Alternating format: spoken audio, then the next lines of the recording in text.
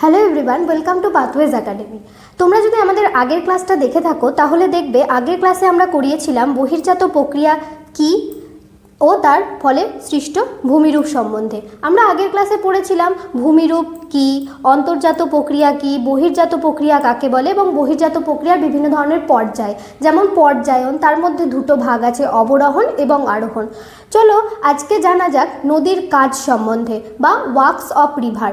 আমাদের এই নানা ধরনের ভূমিরূপ এমনি এমনি তো গঠন হয়নি। আমরা আগের দিন পড়েছিলাম প্রাকৃতিক কতগুলি শক্তির প্রভাবে নদী, বায়ু এবং হিমবাহের প্রভাবে বা নদী বা বায়ু হিমবাহের মিলিত কার্যের ফলে নানা ধরনের ভূমিরূপ গঠন হয় এবং সেগুলো কিভাবে গঠন হয়। আজকে আমরা মূলত পড়ব নদীর কাজ সম্বন্ধে বা নদী কিভাবে কাজ করে। নদীর প্রধানত তিন ধরনের কাজ করে। প্রথমে নদী কী করে? ক্ষয় করে, তারপরে বহন করে এবং তারপরে সঞ্চয় করে। তো নদী কিভাবে ক্ষয় করে তার কতগুলি পর্যায়ে নদী ক্ষয় করে। যেমন জলপ্রবাহ ক্ষয়। এই জলপ্রবাহ ক্ষয় জিনিসটা কি? জলপ্রবাহ ক্ষয় হচ্ছে যখন নদী ওপর থেকে বয়ে আসে তখন জলপ্রবাহের সঙ্গে নানা ধরনের নুড়ি, কাঁকড়, বালি ইত্যাদি বয়ে নিয়ে আসে। এই যখন ক্ষয় করছে, নদী যখন বইছে তখন যে নুড়ি, কাঁকড়, বালিগুলোকে নিয়ে আসছে তখন এটাকেই আমরা বলবো জলপ্রবাহ ক্ষয়। এরপরে নেক্সট আসছে ঘর্ষণ ক্ষয়।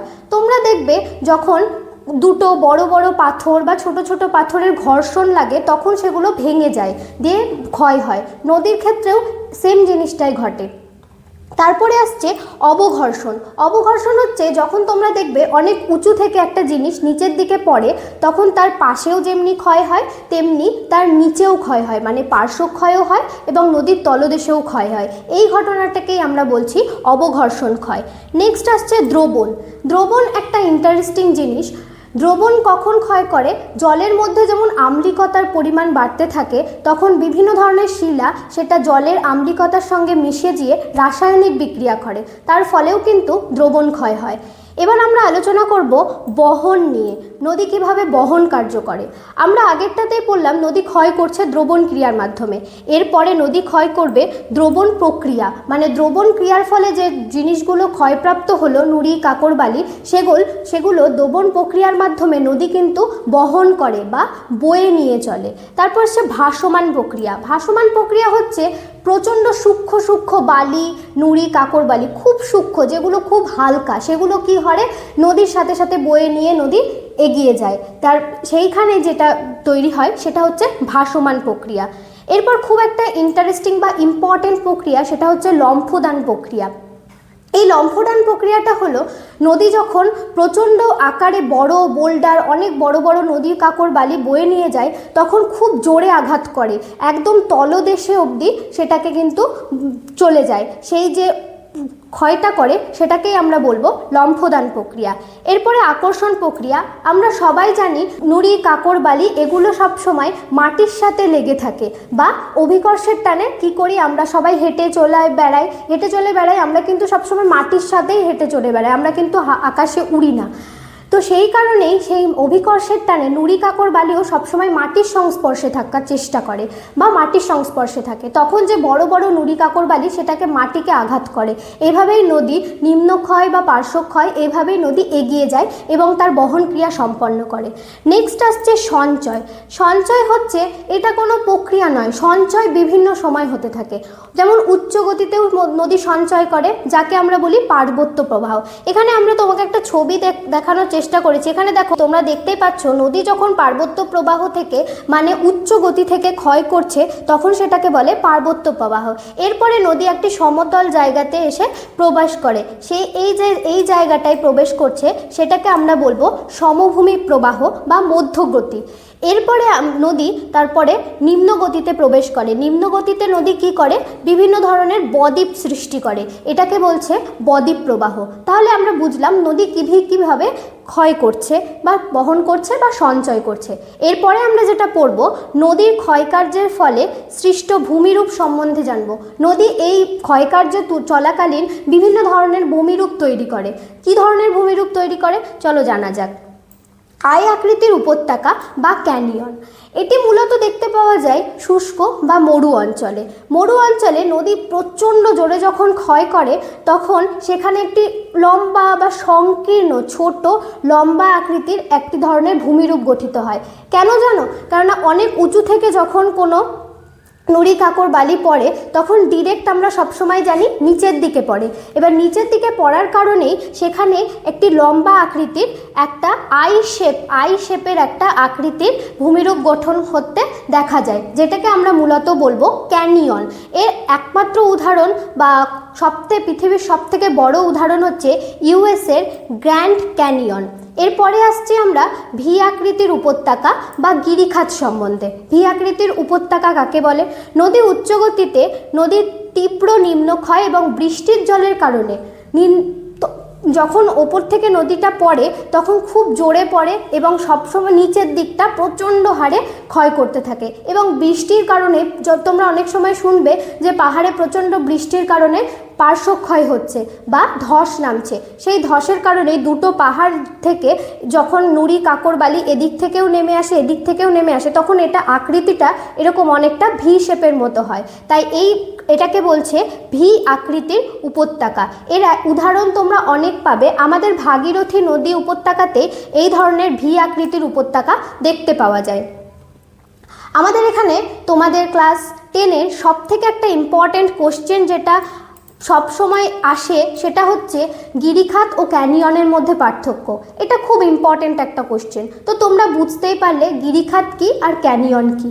ক্যানিয়ন মূলত ইংরেজি অক্ষর আই অক্ষরের মতো দেখতে হয় আর গিরিখাত ভি আকৃতির মতো দেখতে হয়। তাহলে আকারে কি হয়? গিরিখাতগুলো কিন্তু তুলনামূলকভাবে একটু সরু হয় কিন্তু ক্যানিয়ন কিন্তু খুব চওড়া হয়।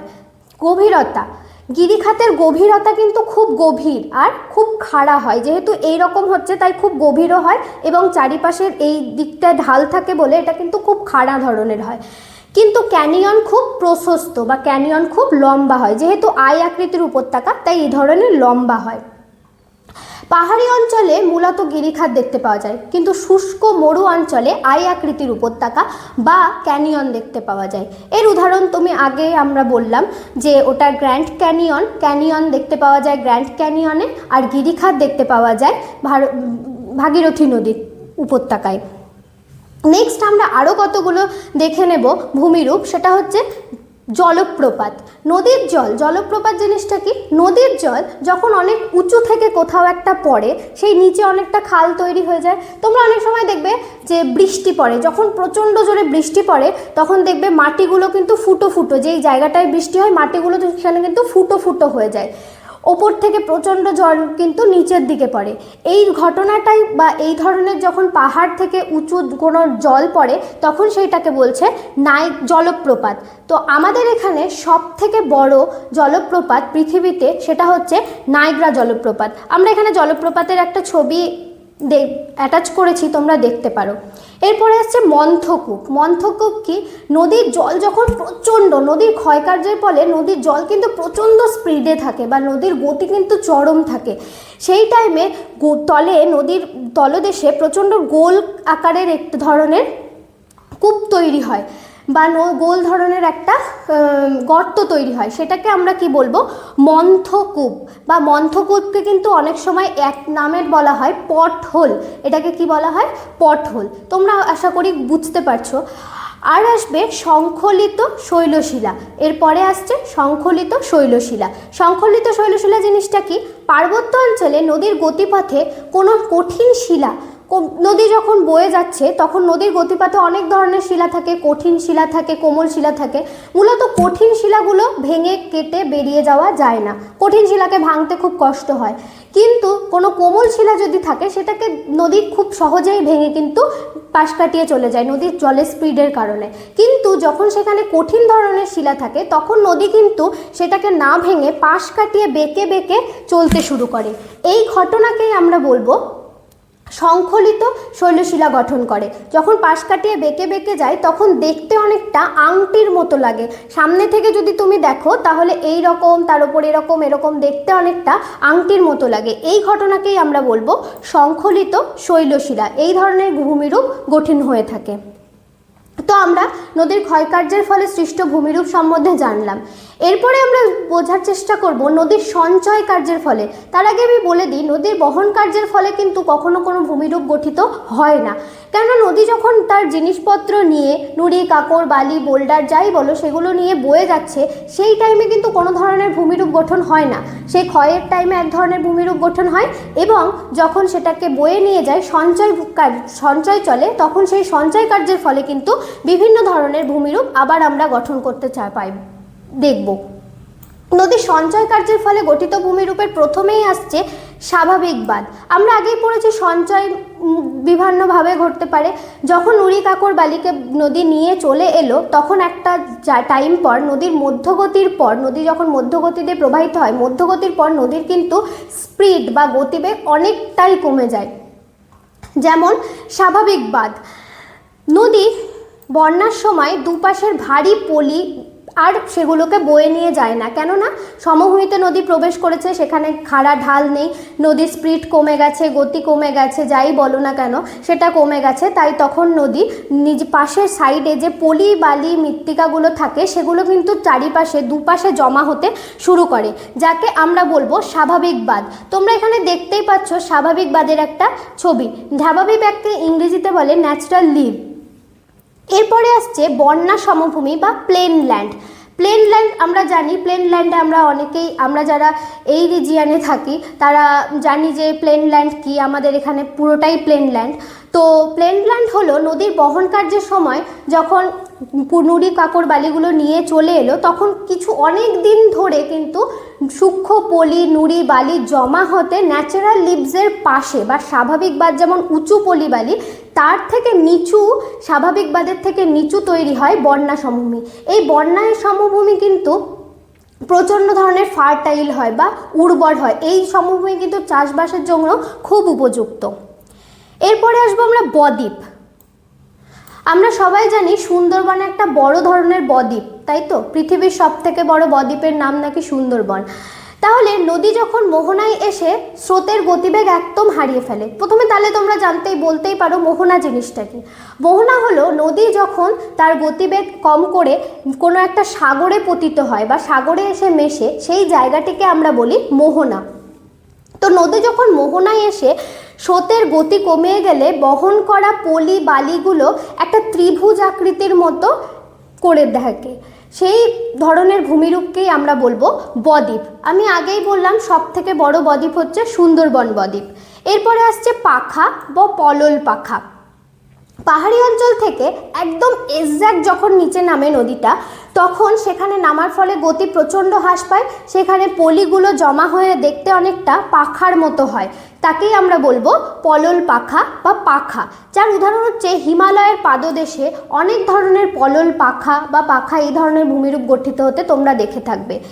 এরপরে সবথেকে ইন্টারেস্টিং হচ্ছে অশ্বক্ষুরাকৃতির বাঁধ।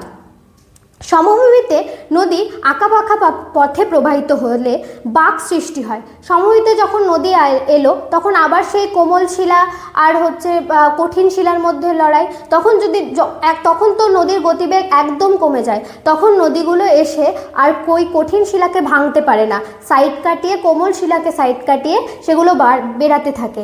তখন এই ধরনের যে বাঁক তৈরি হয় তাকে অশ্বক্ষুরাকৃতির বাঁধ বলে। তোমরা যারা মুর্শিদাবাদ থেকে এই ভিডিওটা দেখছো তারা অনেকেই দেখে থাকবে যে মতিঝিল লেক, তোমরা অনেকেই হয়তো বেড়াতে গেছো, তো সেইখানে সেই লেকটা দেখবে অনেকটা অশ্বক্ষুরাকৃতির হ্রদের মতো দেখতে, এইভাবে গোল করে থাকে। এরপরে আসছি আমি কতগুলো কোশ্চেনে। তোমরা আশা করি বুঝতে পারলে যে নদীর ক্ষয়কার্য এবং সঞ্চয় কার্যের ফলে কিভাবে ভূমিরূপগুলি গঠিত হয়। তাহলে চলো কয়েকটা কোশ্চেন করা যাক। ফার্স্ট কোশ্চেন, নদী পার্বত্য গতিতে বা উচ্চ গতিতে প্রধানত কোন প্রক্রিয়ায় সক্রিয় থাকে? নদীর পার্বত্য গতি বা উচ্চ গতিতে প্রধানত কোন প্রক্রিয়ায় সক্রিয় হয়? ক্ষয়কার্য ও বহন কার্য। নেক্সট কোশ্চেন হচ্ছে, নদী ক্ষয়কার্যের ফলে ইংরেজিতে ভি আকৃতির মতো উপত্যকাকে আমরা কি বলি? ভি আকৃতির উপত্যকাকে কি বলে তোমরা বলতে পারবে? গিরিখাত বলে। নেক্সট, নদী পার্বত্য গতিতে শেষ হয়ে যেখানে সমভূমির গতি শুরু হয়, সেই পাহাড়ের পাদদেশে পলি, বালি, কাকর জমে কোন ধরনের ভূমিরূপের তৈরি হয়? সেখানে পলি ব্যঞ্জনী বা পলল পাখা তৈরি হয়। নেক্সট, পাখির পায়ের আঙুলের মতো দেখতে বদ্বীপ কোন ধরনের মোহনায় দেখতে পাওয়া যায়?